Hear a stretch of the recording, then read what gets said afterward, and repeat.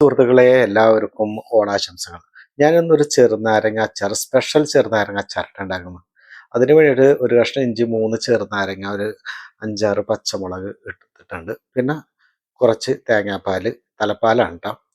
ഞാൻ ചെറുനാരങ്ങ സ്ലൈസ് ആയിട്ടാണ് അരിഞ്ഞിട്ടുള്ളത്. ഇത് വേണമെങ്കിൽ നമുക്ക് ചെറിയ പീസ് ആക്കാം, കുഴപ്പമൊന്നുമില്ല കേട്ടോ. അതിലേക്ക് ഞാൻ ചൂടായ പാനിലേക്ക് ഞാൻ ഒരു 3 സ്പൂൺ വെളിച്ചെണ്ണ വെച്ചിട്ടുണ്ട്. വെളിച്ചെണ്ണയാണ് കേട്ടോ ഒഴിച്ചിട്ടുള്ളത്. വെളിച്ചെണ്ണ ഉണ്ടാക്കിയത്. അതിൽ അരിഞ്ഞു വെച്ച പച്ചമുളക് നന്നായിട്ടൊന്ന് മൂപ്പിക്കുക. അധികം മൂക്കണം എന്നില്ല. അതിലേക്ക് പിന്നെ അരക്കപ്പ് വെള്ളം ഒഴിച്ചതായിട്ട് ഒന്ന് തിളപ്പിക്കണം. വെള്ളം തിളച്ച് വരുമ്പോൾ നന്നായിട്ടൊന്ന് തിളയ്ക്കുക. തിളച്ച് വരുമ്പോൾ അതിൻ്റെ അകത്തേക്ക് നമ്മൾ അരിഞ്ഞു വെച്ചിട്ടുള്ള ആ ചെറുനാരങ്ങയും ഇഞ്ചിയും അതിനകത്ത് ചേർക്കുക. അത് നന്നായിട്ട് ഇളക്കുക. അതിനകത്ത് നമുക്ക് ആവശ്യത്തിന് ഉപ്പ് എല്ലാം ചേർക്കണം കേട്ടോ. ഇപ്പം തന്നെ ഉപ്പ് ചേർക്കുക. അതുപോലെ തന്നെ കായപ്പൊടി, കായം ഒരു 1 ടീസ്പൂൺ കായം ചേർക്കുക. കായം ചേർത്ത് നന്നായിട്ട് മൂടി വെച്ച് വേവിക്കണം കേട്ടോ. നന്നായിട്ട് മൂടി വെച്ച് വേവിക്കുക.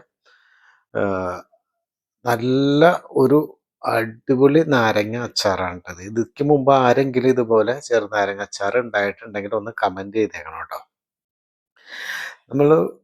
ഞാനിപ്പോൾ അതിൻ്റെ അകത്ത് കുറച്ച് ഉപ്പ് കുറവാണെന്ന് തോന്നി, ഉപ്പ് കുറച്ചിട്ടതാണ്. അതിന് ശേഷം നമ്മൾ കുറച്ച് തേങ്ങാപ്പാൽ, തലപ്പാൽ തന്നെയാണ് കേട്ടോ. ആദ്യം വീഴുന്ന പാല് അത് അരക്കപ്പ് ഒഴിച്ചു.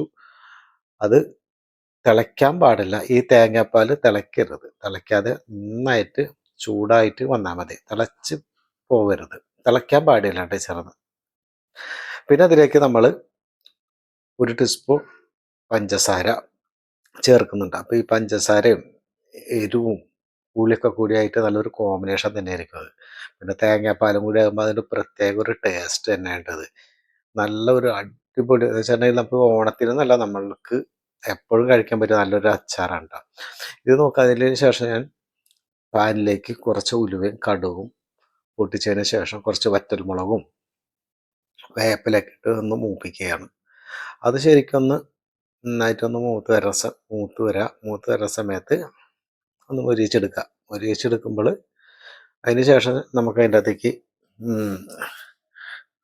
1/2 ടീസ്പൂൺ മഞ്ഞൾപ്പൊടി, 1 ടീസ്പൂൺ മുളക് പൊടിയും ചേർക്കുക. അത് എരിവ് കൂടുതൽ വേണ്ടവർക്ക് കുറച്ച് മുളക് പൊടി അധികം ഉപയോഗിക്കുക. കുറച്ച് എരിവ് കൂടുതൽ നിൽക്കുന്നതാണ് ഇതിന് നല്ലത് കേട്ടോ. ഇനി ഇത് നമ്മൾ റെഡിയാക്കി വെച്ചിരിക്കുന്ന നാരങ്ങയിലേക്ക് ഇതെല്ലാം ചേർത്ത് നന്നായിട്ട് ഇളക്കി നല്ല അടിപൊളി അച്ചാർ റെഡി.